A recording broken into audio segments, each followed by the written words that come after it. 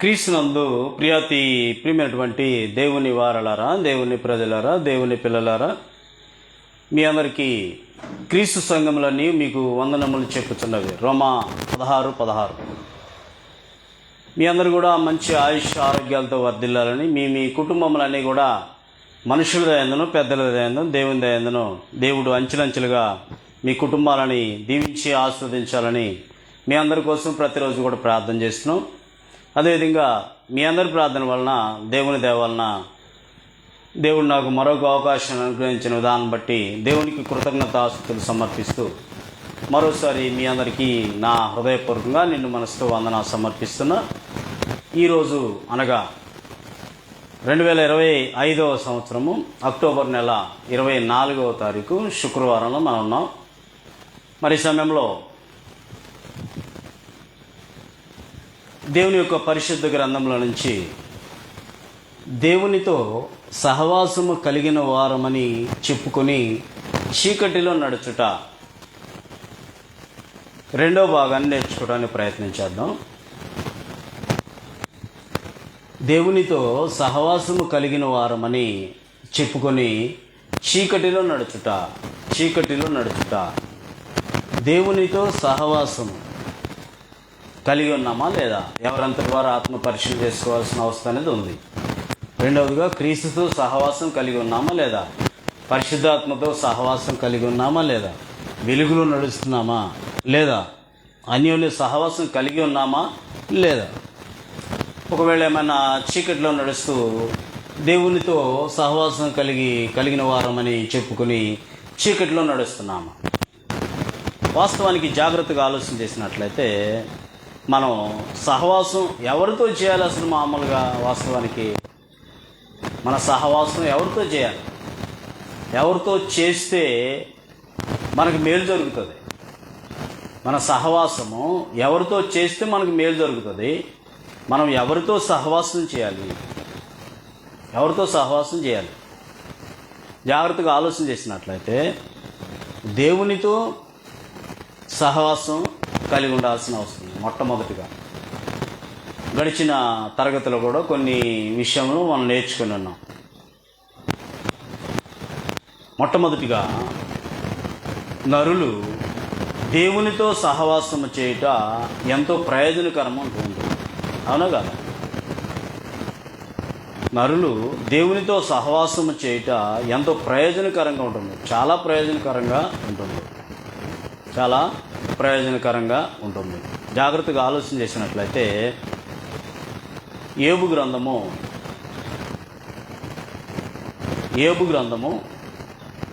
34వ అధ్యాయము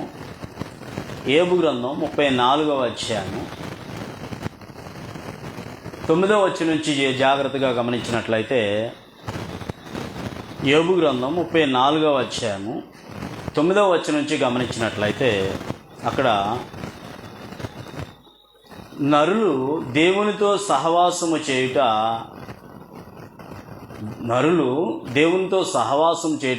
చాలా ప్రయోజనకరం అంటున్నాడు. అక్కడ జాగ్రత్తగా ఆలోచన చేసినట్లయితే నరులు దేవునితో సహవాసము చేయుట వారికి ఏమాత్రమును ప్రయోజనకరము కాదని అతడు చెప్పుకొనుచున్నాడు. విజ్ఞానము గల మనుషులారా, నా మాట ఆలకించు. నువ్వు ఎంత జ్ఞానవంతుడు అయినా సరే, నీకెంత తెలివి ఉన్నా సరే, ఈ లోకానికి సంబంధించిన జ్ఞానం వేరు, దేవుని జ్ఞానం వేరు. వాస్తవానికి ఆలోచన చేసినట్లయితే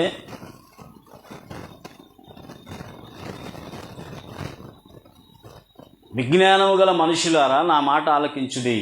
దేవుడు అన్యాయము చేయుట అసంభవము, సర్వశక్తిమంతుడు దుష్కార్యము చేయుట అసంభవము. నరులు క్రియలకు తగినట్టుగా ప్రతిఫలము ఆయన వారికి ఇచ్చును. అందరికీ వారి వారి మార్గములను బట్టి వారికి ప్రతిఫలం ఇచ్చును. దేవుడు ఏమాత్రమును దుష్కార్యము చేయుడు, సర్వశక్తుడు న్యాయము తప్పడు. కాబట్టి నువ్వు ఆయనతో సహవాసం చేయాల్సిన అవసరం అనేది ఉంది. ఉదాహరణకి జాగ్రత్తగా ఆలోచన చేసినట్లయితే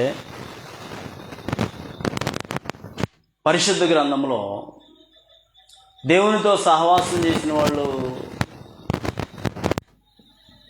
ఎవరెవరు ఉన్నారని చెప్పేస్తే ఎవరు దేవునితో సహవాసం చేసి ఎవరెవరు ఉన్నారు?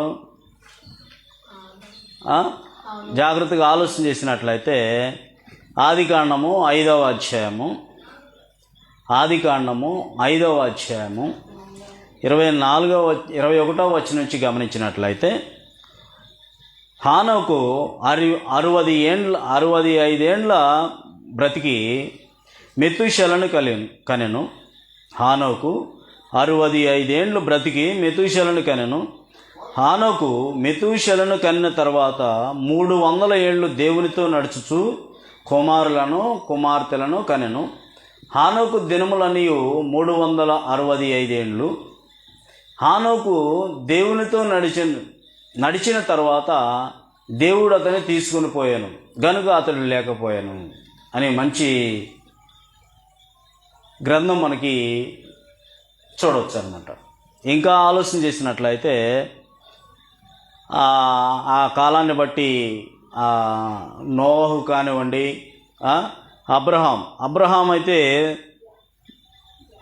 దేవుడే అంటున్నాడు, అబ్రహాం నా స్నేహితుడు అంటున్నాడు అన్నమాట. అంత స్నేహం ఉంది వాళ్ళ మధ్యలో. అబ్రహామా నేను నీకు ఏమీ చెప్పకుండా చేస్తానా అంటాడు. అది జాగ్రత్తగా ఆలోచన చేసినట్లయితే యాకోబు రాసిన పత్రిక 2వ అధ్యాయము 23వ వచనంలో, యాకోబు రాసిన పత్రిక 2వ అధ్యాయము 23వ వచనంలో, కాబట్టి అబ్రహాము దేవుని నమ్మెను, అది అతనికి నీతిగా ఎంచబడెను అను లేఖనము నెరవేర్చబడెను, మరియు దేవుని స్నేహితుడని అతనికి పేరు కలిగింది. దేవునికి స్నేహితుడంట. ఎవరు? అబ్రహాం గారు దేవునికి స్నేహితుడంట అంటున్నాడు. అబ్రహాము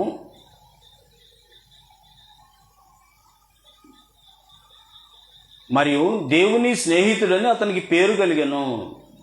ఇంకా మనం ఆలోచన చేసినట్లయితే సంఖ్యాకాండం 12వ అధ్యాయం 7వ వచనంలో, సంఖ్యాకాండం 12వ అధ్యాయము 7వ వచనంలో మోషే గురించి చెప్తూ, సంఖ్యాకాండము 12వ అధ్యాయము 7వ వచనంలో,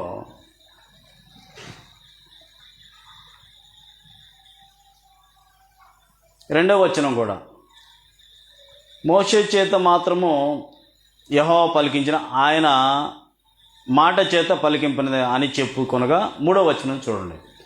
యెహోవా ఆ మాట వినను, మోషే భూమి మీదనున్న వారందరిలో మిక్కిలి సాత్వికుడంట.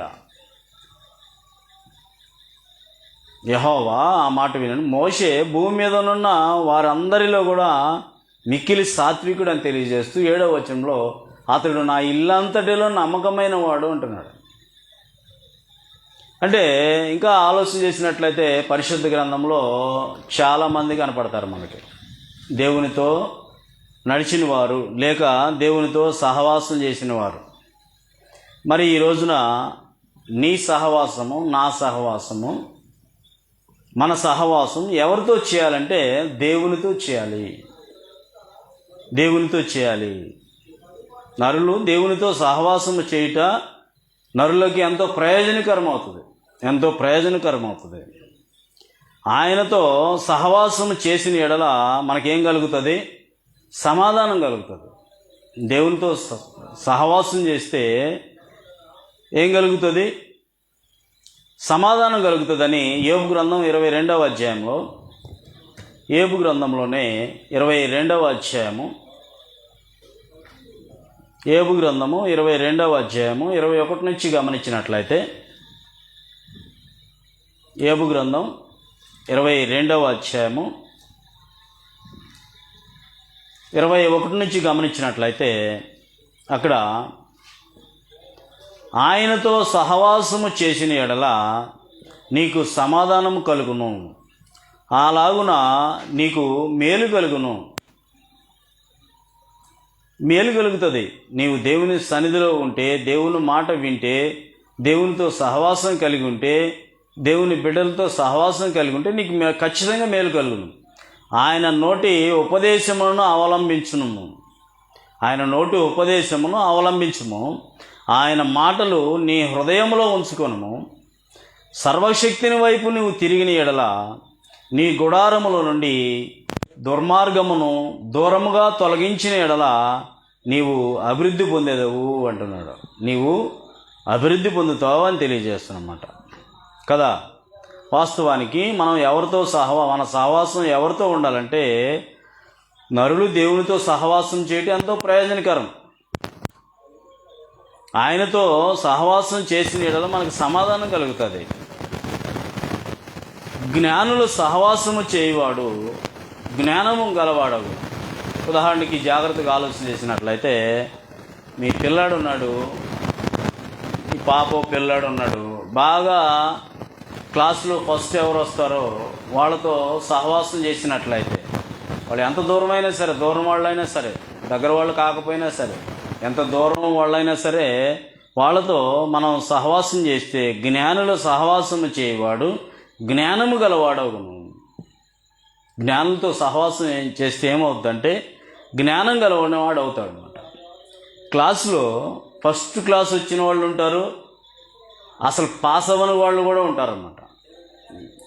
ఈ పాస్ అవ్వని వాడు ఆ మొదటి ఫస్ట్ క్లాస్ వచ్చేవాడితో సహవాసం చేస్తే కాస్త కాకపోయినా కాస్త అయినా నేర్చుకుని కనీసం పాస్ మార్క్ అన్నా తెచ్చుకుంటాడు కదా. కాబట్టి జాగ్రత్తగా ఆలోచన చేసినట్లయితే, జ్ఞానులు సహవాసము చేయవాడు జ్ఞానము గలవాడని అగునని సామెతల గ్రంథం 13వ అధ్యాయము 20వ వచనం కూడా తెలియజేస్తున్నమాట. సామెతల గ్రంథం 13వ అధ్యాయం 20వ వచనం తెలియజేస్తున్నాడు. ఇంకా మనకందరికీ జాగ్రత్తగా ఆలోచన చేసినట్లయితే పైనుంచి వచ్చే జ్ఞానం, ఆ జ్ఞానం దేవుడిచ్చే జ్ఞానం. యాకోబు 1:5 అంటాడు, నీ జ్ఞానంలో కొదువుగా ఉందా ఆయన అడుగు, ఆయన ఇస్తాడంటాడనమాట. నీకు జ్ఞానం లేకపోతే యాకోబు రాసిన పత్రిక 1వ అధ్యాయం 5వ వచనంలో, మీలో ఎవరికైనాను జ్ఞానము కొదువుగా ఉన్న ఎడల అతడు దేవుణ్ణి అడగవాలను, అప్పుడు అది అతనికి అనుగ్రహింపబడును. ఆయన ఎవరిని గద్దింపక అందరినీ ధారాళంగా దయచేస్తాడు. ఈ లోక సంబంధమైన జ్ఞానం కాదు. నేను జ్ఞానిని కదా అని నువ్వు అనుకోవద్దు ఎప్పుడు కూడా. నేను జ్ఞానిని కదా అని నువ్వు ఎప్పుడు అనుకోవద్దు. అది ఈ లోక జ్ఞానం, దేవుడిచ్చే జ్ఞానం వేరు. మీలో ఎవరికైనా జ్ఞానము కొదువుగా ఉన్న ఎడల అతడు దేవుణ్ణి అడగవలను, అప్పుడు అది అతనికి అనుగ్రహింపబడను అని చెప్పేసి దేవుని యొక్క వాక్యం మనకి తెలియచేస్తూ ఉంటుంది. ఒక దినము దేవుని సన్నిధిలో గడిపితే 1000 దినాల కంటే శ్రేష్టమని కీర్తనల గ్రంథం 84:10 తెలియజేస్తూ ఉన్నది. ఇంకా కీర్తనల గ్రంథం 19వ కీర్తనలో, కీర్తనల గ్రంథం 19వ కీర్తన 9 నుంచి 12 వచనాలు గమనించినట్లయితే, కీర్తనల గ్రంథం 19వ అధ్యాయము 9 నుంచి గమనించినట్లయితే, యెహోవా యందైన భయము పవిత్రమైనది, అది నిత్యము నిలుచును. యెహోవా న్యాయ విధులు సత్యమైనవి, అవి కేవలము న్యాయమైనవి. అవి బంగారు కంటెను, విస్తారమైన మేలిమి బంగారు కంటెను కోరదగినవి. తేనె కంటెను, జుంటె తేనె దారుల కంటెను మధురమైనవి. వాటి వలన నీ సేవకుడు హెచ్చరిక నందును. వాటిని గైకొనుట వలన గొప్ప లాభం కలుగుతుందంట. దేవుని యొక్క మాటలు, దేవునితో సహవాసం చేసి దేవుని యొక్క మాటలు విన్నట్లయితే నీకు గొప్ప లాభం కలుగుతుందంట. మహాజ్ఞాని అటువంటి సొలొమోను గారు ఈ లోకంలో ఎన్నో సంపాదించి వీటి యందు నాకు ఏ లాభం లేదంటాడు. కానీ ఇక్కడ దేవునితో సహవాసం చేసి ఆయనతో సహవాసం చేస్తే నీకు సమాధానం కలిగి జ్ఞానులు సహవాసము చేయవాడు జ్ఞానము గలవాడు అవుతాడని చెప్పేసి గ్రంథం మనకి తేట తెల్లగా తెలియచేస్తుంది కదా. అవును కదా. కాబట్టి నీకు జ్ఞానం ఏమైనా కొదువుగా ఉన్నట్లయితే సేముల దగ్గరికి వెళ్ళమంటాడు. సామెతల గ్రంథం 6వ అధ్యాయంలో, సామెతల గ్రంథం 6వ అధ్యాయం 6వ వచనంలో, సోమరి చీమల యొద్దకు వెళ్ళము, వాటి నడతలు కనిపెట్టుము, జ్ఞానము తెచ్చుకొనుము. వాటికి న్యాయాధిపతి లేకున్నను, పై విచారణకర్త లేకున్నను, జాగ్రత్తగా ఆలోచన చేసినట్లయితే మనం చర్చిలో ఉన్నంతసేపు ఒక విధంగా ఉంటాం, మన ఊరిలో ఉన్నంత వరకు ఒక విధంగా ఉంటాం, మన గ్రామం దాటితే ఒక విధంగా ఉంటాం. అలా అని దేవుడు చెప్పట్లేదు. పై అధికారి ఎవరు లేరులే, నన్ను ఎవరో చూస్తులేదులే అని మనం అనుకుంటాం. కానీ దేవుడు ఖచ్చితంగా అందరినీ కూడా చూస్తున్నాడు. సోమరి చెముల యొద్దకు వెళ్ళము, వాటి నడతలను కనిపెట్టి జ్ఞానం తెచ్చుకొను, వాటికి న్యాయాధిపతి లేకును, పై విచారణకర్త లేకును, అధిపతి లేకును, అవి వేసవి కాలం ముందు ఆహారం సిద్ధపరచుకొని కోతకాలం ముందు దాన్ని పుచ్చుకొని సోమరి అందాక పడుకొని ఎప్పుడు నిద్రలేచేదు, ఇంకొంచెము నిద్రించేదను, కొంచెము కునికేదనని కొంతసేపు చేతులు ముడుచుకొని పరుగుండేనని నీవు అనుకుందాము. అందుచేత దోపిడిగాడు వచ్చినట్టు దారిద్ర్యం నీ యొద్దకు వచ్చునని చెప్పేసి గ్రంథం మనకి తేట తెల్లగా తెలియజేస్తుంది. కాబట్టి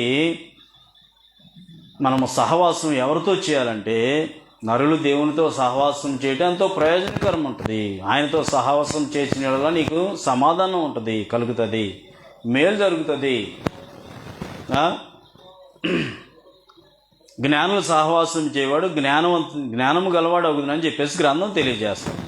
తర్వాత గమనించినట్లయితే జీవార్థమైన ఉపదేశం అంగీకరించువానికి జ్ఞానుల సహవాసం లభిస్తుంది. జ్ఞానుల సహవాసం అనేది లభిస్తుందని సామెతల గ్రంథంలోనే 15వ అధ్యాయము 31వ వచనంలో, సామెతల గ్రంథం 15వ అధ్యాయము 31వ వచనంలో గమనించినట్లయితే జీవార్థమైన ఉపదేశము అంగీకరించువానికి జ్ఞానుల సహవాసం లభించును. శిక్ష నొల్లని వాడు తన ప్రాణమునకు తృణీకరించును, గద్దింపును వినువాడు వివేకి యగును. యెహోవాయందు భయభక్తులు కలిగినట జ్ఞానాభ్యాసమునకు సాధనము, ఘనతకు ముందు వినయముండును. ఘనతకు ముందు వినయముండును. జీవార్థమైన ఉపదేశం అంగీకరించువానికి జ్ఞానుల సహవాసం ఖచ్చితంగా లభిస్తుంది. శిక్ష నొల్లని వాడు తన ప్రాణమును తృణీకరించును, గద్దింపును వినువాడు వివేకి యగును అని తెలియజేస్తుంది. యెహోవాయందు భయభక్తులు కలిగి ఉన్నట జ్ఞానాభ్యాసమునకు సాధన, ఘనతకు ముందు వినయం ఉంటుందంట. జ్ఞానవంతురాలు తన ఇల్లు కట్టుకున్నది, మూఢురాలు తన ఇల్లు తను పెరిగి వేసుకుంటుంది. అందుకని పిల్లలకు కూడా చెప్తున్నాడు సామెత గ్రంథం 22:6లో, బాలుడు నడవలసిన త్రోవను వారికి నేర్పము, వాడు పెద్దవాడైనప్పుడు దాని నుండి తొలగిపోడు. దాని నుండి ఒక్కసారిగా రాదు. అది దేవునితో సహవాసము, ఆయనతో సమాధానము, ఈ యొక్క జ్ఞానుల సహవాసం అనేది ఒక్కసారిగా రాదు. బాలుడు నడవలసిన త్రోవను ఒక నేర్పము, వాడు పెద్దవాడైన తర్వాత దాని నుంచి తొలగిపోడు. ఎట్టి పరిస్థితులను కూడా తొలగిపోవడానికి అవకాశమే ఉండదు. తర్వాత గమనించినట్లయితే సంఘ సభ్యులతో సహవాసం చేయాలి. ఖచ్చితంగా సంఘ సభ్యులతో సహవాసం చేయాలని రోమీలకు రాసిన పత్రిక 15:24లో కూడా తెలియజేస్తున్నాడు. రోమీలకు రాసిన పత్రిక 15వ అధ్యాయము 24వ వచనంలో గమనించినట్లయితే అక్కడ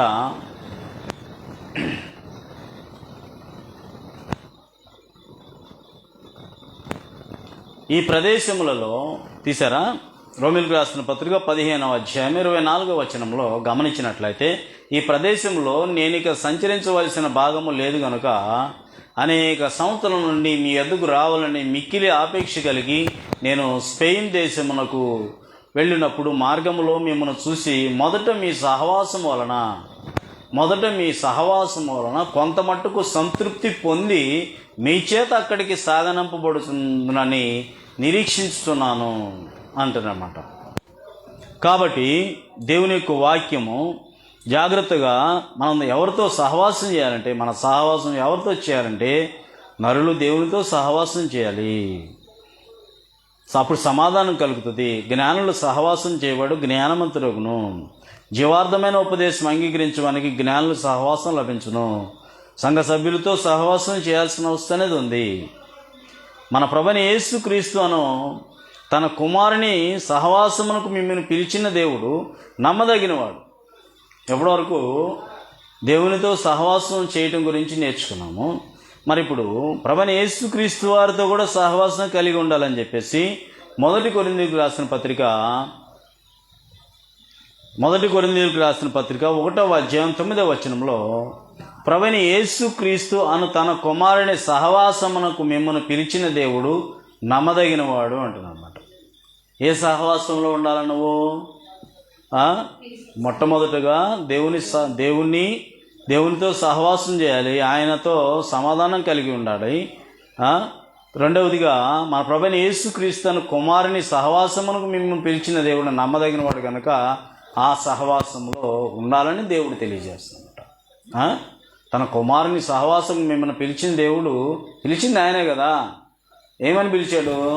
ప్రయాసపడి భారం మోసుకొనుస్తున్న సమస్య జనులారా నా యొద్దకు రండి, నేను మీకు విశ్రాంతి కలిగజేస్తానని చెప్పేసి శిష్యులకు చెప్పాడు. సర్వలోకానికి వెళ్ళి సర్వ సృష్టికి స్వార్థ ప్రకటించండి. నమ్మి బాప్తిసం పొందినవాడు రక్షణ, నమ్మని వానికి శిక్ష విధింపబడును. సమస్త మనుషులను నాకు శిష్యులుగా చేయమని చెప్పాడు.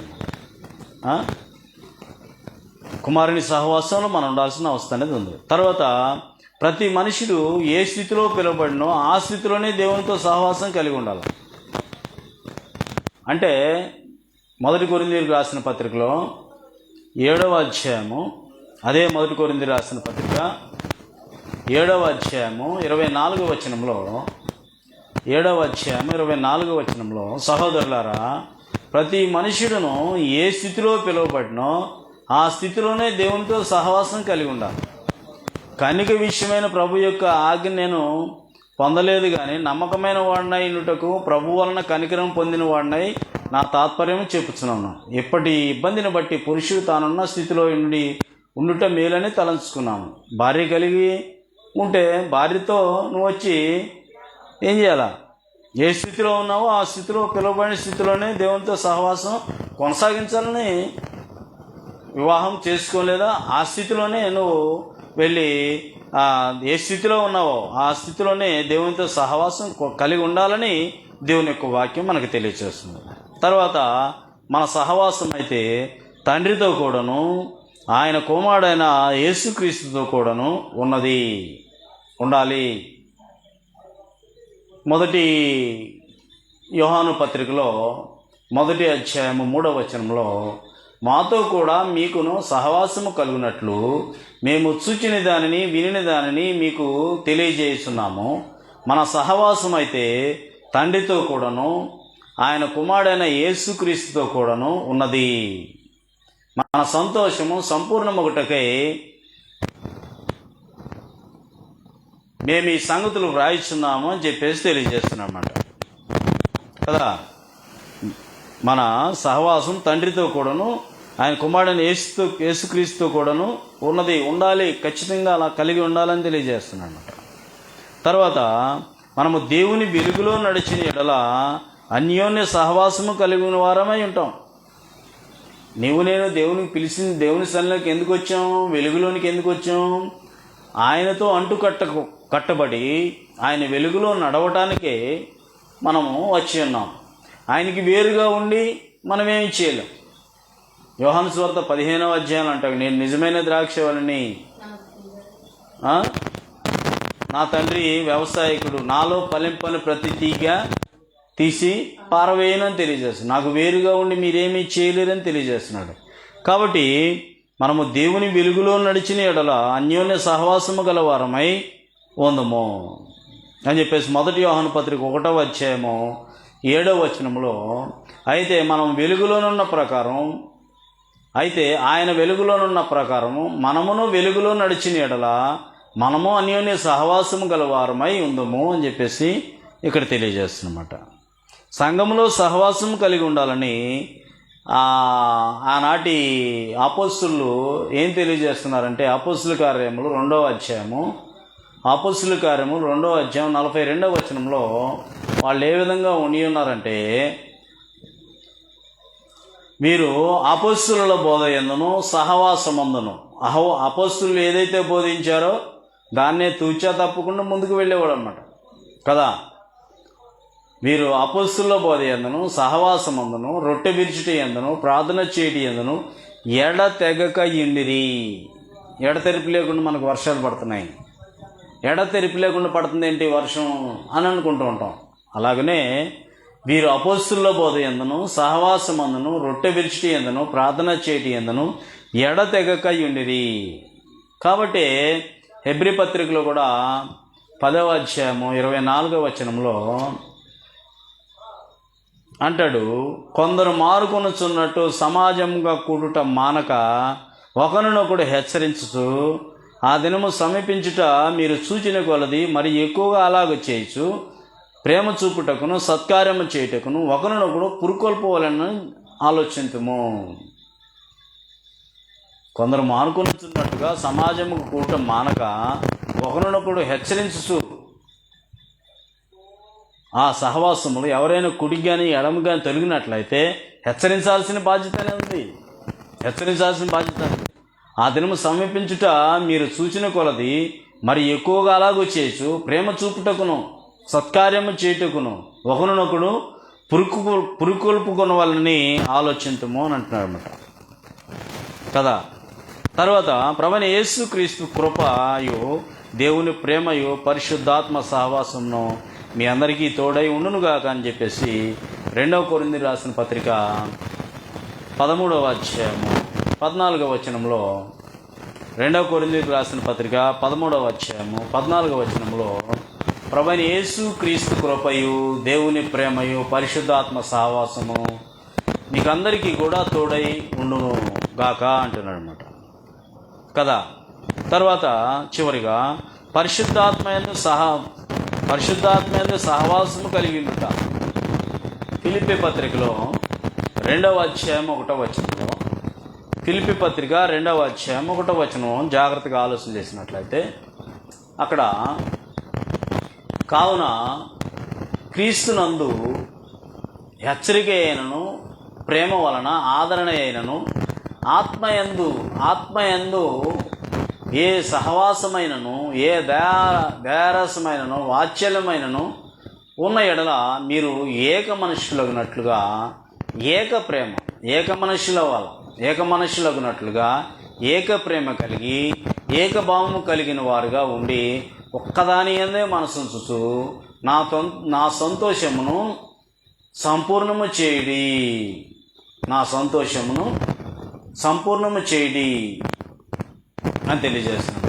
క్రీస్తు యేసునకు కలిగిన ఈ మనస్సు మీరు కలిగి ఆయన దేవుని స్వరూపము కలిగిన వాడై ఉండి దేవునితో సమానముగా ఉండుట విడిచిపెట్టకూడిన భాగ్యమని ఎంచుకొనలేదు కానీ మనుషులు పోలికగా పుట్టి దాసుని స్వరూపం ధరించుకుని తన్ను తానే రిక్తునిగా చేసుకున్నాడు. మరియు ఆయన ఆకారమందు మనుషులుగా కనబడి మరణము పొందినంతగా అనగా శిలువ మరణం పొందినంతగా విధేయత చూపిన వాడై తన్ను తాను తగ్గించుకొనెను. దేవుని సహవాసం కలిగిన వాళ్ళు ఏం చేస్తారు? తను తాను తగ్గించుకుంటారు. అబ్రహాం పిల్లలం అని చెప్పేసి వాళ్ళు యేసుక్రీస్తు వారి మాట వెంటలా మేము అబ్రహాం సంతానం, మేము ఎవరికి తల వంచం, మేము అబ్రహాం సంతానం అని చెప్పేసి అంటున్నారు అన్నమాట కదా. కాబట్టి నిజంగా ఆయన పిల్లలమైనట్లయితే ఏం చేయాలా? మనల్ని మనం తగ్గించుకోవాలి. తనను తాను తగ్గించుకున్నవాడు హెచ్చింపబడును అని తెలియజేస్తున్నమాట దేవుని యొక్క వాక్యం గమనించినట్లయితే. కాబట్టి దేవునితో సహవాసము కలిగిన వారమని చెప్పుకొని చీకట్లో నడవకుండా దేవుని సహవాసం కలిగి ఉండాల్సిన అవసరం అనేది ఉంది. క్రీస్తుతో సహవాసం కలిగి ఉండాల్సిన అవసరం అనేది ఉంది. పరిశుద్ధాత్మతో సహవాసం కలిగి ఉండాల్సిన అవసరం ఉంది. సహోదరులతో సహవాసం కలిగి ఉండాల్సిన అవసరం ఉంది. వెలుగులో నడవాల్సిన అవసరం ఉంది. అన్యోన్య సహవాసం కలిగి ఉండాల్సిన అవసరం అనేది ఉన్నది. అన్యోన్య సహవాసం కలిగి ఉండాల్సిన అవసరం అనేది ఉంది. కాబట్టి ఎప్పుడైతే ఆయన యందు భయభక్తులు కలిగి మనం ఉంటామో ఆయన ఖచ్చితంగా దీవించి ఆశీర్వదిస్తాడు.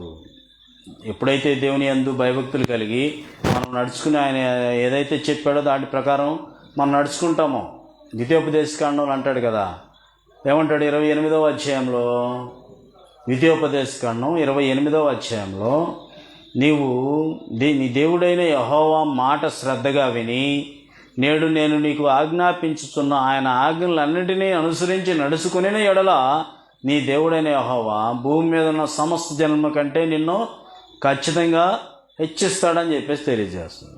నీవు నీ దేవుడైన మాట వినని ఎడల ఈ దీవెనలని నీ మీదకి వచ్చునని చెప్పేసి గ్రంథం మనకి తెలియజేస్తుంది కదా.